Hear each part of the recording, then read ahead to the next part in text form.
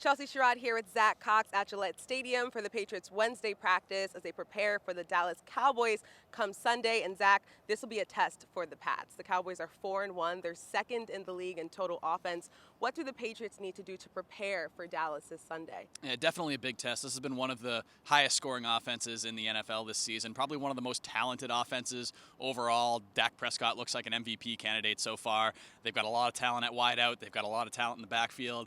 Even their tight end, Dalton Schultz, has been very productive this season. So this is going to be a game where the Patriots are going to have to be on their A game defensively. I'm going to be looking at the secondary in this game because it really was not very good against the Houston Texans, at least in the first half of that last game. They didn't have Jalen Mills in that game. So, and that was against a Houston receiving corps that had one guy signed up off the practice squad and had another guy in Chris Conley who is I don't think anybody views as one of the elite wideouts in the NFL. They're going to be seeing a much more talented group this week, and I think this will be one of their biggest tests of the season. But we did say that about the Tampa Bay Buccaneers a couple weeks ago, and the Patriots held them to 19 points. So they're definitely capable of stopping this team. Yeah, we did. We're going to talk about the defense, but first let's talk about this offense. I liked a tweet that you tweeted out today saying that if you take away this Jets game, the Patriots have been outscored 23-0 in the first quarter, and the Cowboys are first in the NFL in first quarter scoring. What do the Pats need to do to jump out to a quick start against Dallas on Sunday? Yeah, we actually saw a little bit of it in this Texans game last week because the Patriots didn't score in the first quarter, but they did score on their first offensive possession. They should have scored on their second offensive possession as well if Damian Harris hadn't lost that fumble right near the goal line. But getting out to a quick start is going to be really important for this team because it'll allow them to do what I think they want to do and run more of those two tight end sets. They've been trailing so often this season that they've really had to rely a lot on their 11 personnel, 3 wide receiver sets because that's more of a passing package. And when you're chasing a game the entire time, especially with a rookie quarterback who you probably don't want throwing 45, 50 times a game as he's had to in a couple of these losses, that puts you in a tough spot. I think it's going to be really important for them to come out strong this week, especially, as you mentioned, against the Cowboys team that is first in the league in first quarter scoring thus far. Yeah, absolutely. Speaking of coming out strong, Matt Judon's been off to a hot start. He just broke the Patriots record for most sacks through the first 5 games.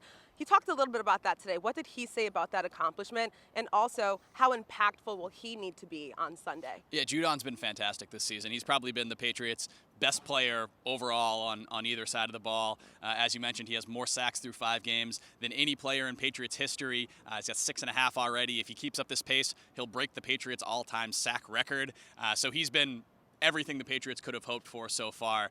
I think the biggest thing for the Patriots is having those other members of the front 7 play up to that level. I think we saw improvements from Dante Hightower in this last game. The Patriots had their full complement of linebackers for the first time since week 1 because Jawan Bentley, Kyle Van Noy, Josh Uche, they've all been dealing with injuries. They've all missed games. They've got Jamie Collins back now in the mix. And I think this could be a stretch here where you see the Patriots sort of start to develop a little bit of a defensive identity in that front 7. I don't know if they're going to look like the unit that we saw back in 2019, at least the first half of that season, but I think they have the talent to get back near that level. So definitely going to be watching that unit in the next couple of weeks. Definitely. Also, speaking of the defense, any updates on the cornerback department? They're definitely slim there. Do you have any updates for us? Yeah, Jalen Mills was at practice today. He did not play against the Texans, as I mentioned earlier. I think if they have him in there, if they have their full complement of starting corners, I think they're in pretty good shape. That group has played reasonably well this season, but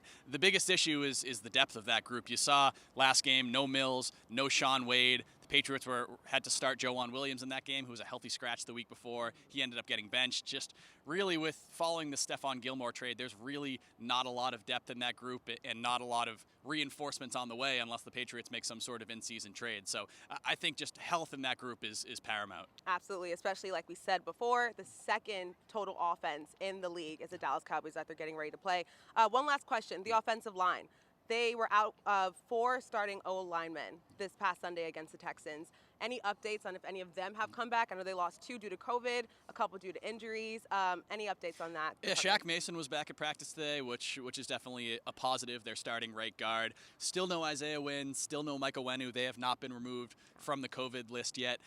Bill Belichick did say the other day that the team was hopeful they hoped to have gotten Michael Wenu back in this Houston game. They did not get him back in time. He was not cleared in time. It seems he still has not been cleared, but I would say there should be some optimism that he could potentially be cleared before this game.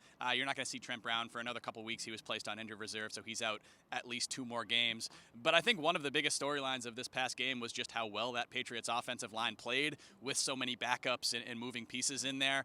They're going to try to continue that and carry over that momentum now with hopefully for them, a couple more starters back in that mix. Absolutely. We always say next man up, right? And it's Yeah. a team effort. And it'll definitely be a team effort come Sunday as the Patriots look to get to 500 against the Dallas Cowboys.